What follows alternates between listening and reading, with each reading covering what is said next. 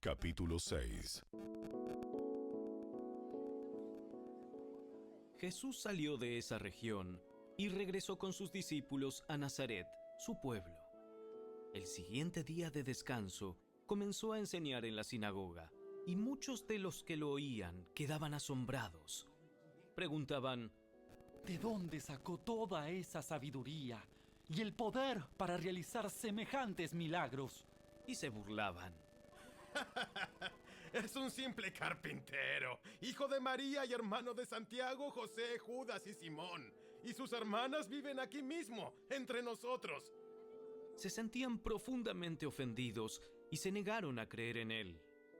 Entonces Jesús les dijo: Un profeta recibe honra en todas partes, menos en su propio pueblo y entre sus parientes y su propia familia. Y debido a la incredulidad de ellos, Jesús no pudo hacer ningún milagro allí, excepto poner sus manos sobre algunos enfermos y sanarlos.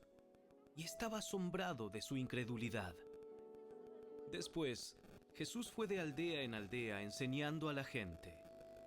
Reunió a sus 12 discípulos, comenzó a enviarlos de 2 en 2 y les dio autoridad para expulsar espíritus malignos.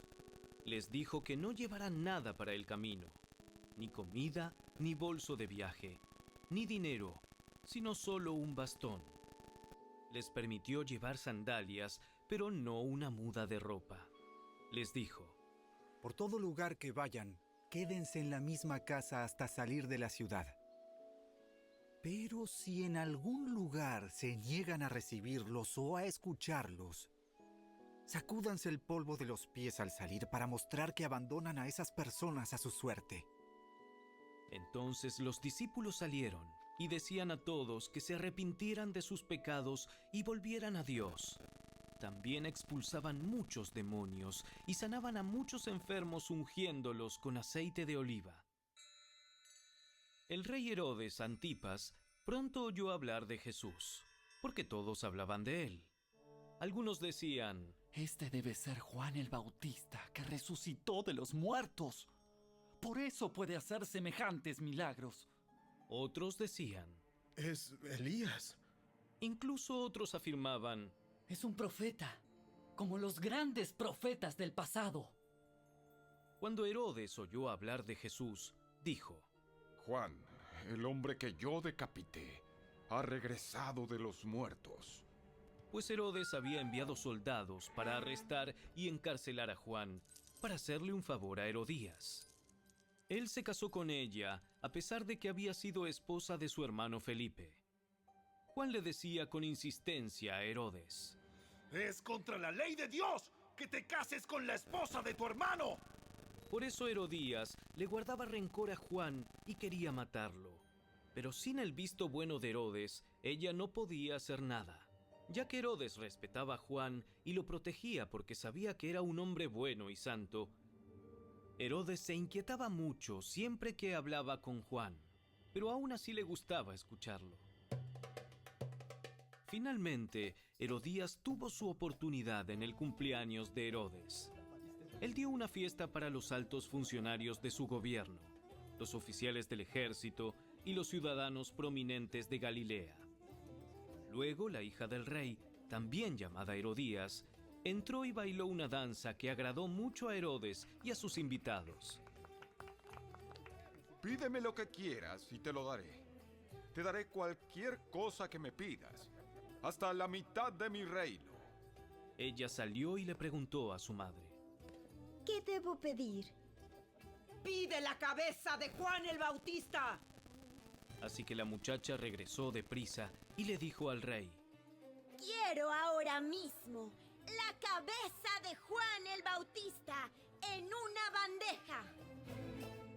Entonces el rey se arrepintió profundamente de lo que había dicho, pero debido a los juramentos que había hecho delante de sus invitados, no le podía negar lo que pedía.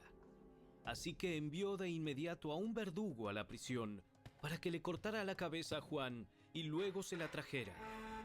El soldado decapitó a Juan en la prisión, trajo su cabeza en una bandeja y se la dio a la muchacha, quien se la llevó a su madre. Cuando los discípulos de Juan oyeron lo que había sucedido, fueron a buscar el cuerpo y lo pusieron en una tumba. Los apóstoles regresaron de su viaje y le contaron a Jesús todo lo que habían hecho y enseñado. Entonces Jesús les dijo: Vayamos solos a un lugar tranquilo para descansar un rato. Lo dijo porque había tanta gente que iba y venía que Jesús y sus apóstoles no tenían tiempo ni para comer. Así que salieron en la barca a un lugar tranquilo donde pudieran estar a solas. Pero muchos los reconocieron y los vieron salir, y gente de muchos pueblos corrió a lo largo de la orilla y llegó antes que ellos. Cuando Jesús salió de la barca, vio a la gran multitud y tuvo compasión de ellos, porque eran como ovejas sin pastor. Entonces comenzó a enseñarles muchas cosas. Al atardecer, los discípulos se le acercaron y le dijeron: Este es un lugar alejado y ya se está haciendo tarde. Despide a las multitudes para que puedan ir a las granjas y aldeas cercanas a comprar algo de comer. Jesús les dijo: Denles ustedes de comer. ¿Con qué? Tendríamos que trabajar durante meses para ganar suficiente a fin de comprar comida para toda esta gente. ¿Cuánto pan tienen? Vayan y averigüen. Ellos regresaron e informaron. Tenemos 5 panes y 2 pescados.